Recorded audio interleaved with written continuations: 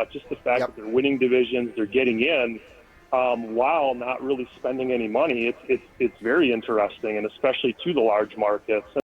Yeah, I mean, it's interesting because they're so taken aback that a team that, has a small payroll, that doesn't hit a bunch of homers, that does it in unconventional ways, has had so much success. And it's not just a 1 year or a 2 year thing. We all know the run that the Brewers have been on over the last 7, 8, 9 years of, either being in the playoffs or being real close. The playoff success, that's another discussion, but just the fact that they're winning divisions, they're getting in, while not really spending any money, it's very interesting, and especially to the large markets. And then, there's always the questions about, how are they doing it, which is definitely, understandable and legitimate. I feel like in a lot of ways, the Brewers have kind of become what the Tampa Bay Rays were several years back, where, they're doing it with kind of unorthodox ways, working the margins, as they like to say, and it's not really that far of a stretch, because when you look at Matt Arnold, where he came from the Rays.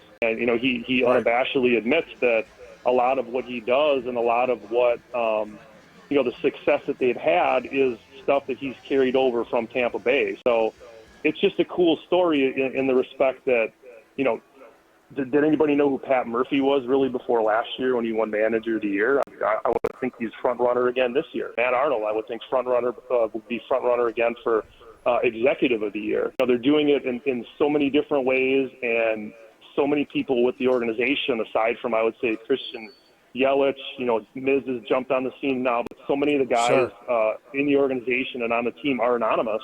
And it kind of creates a little bit of a mystery to those who don't follow the team regularly.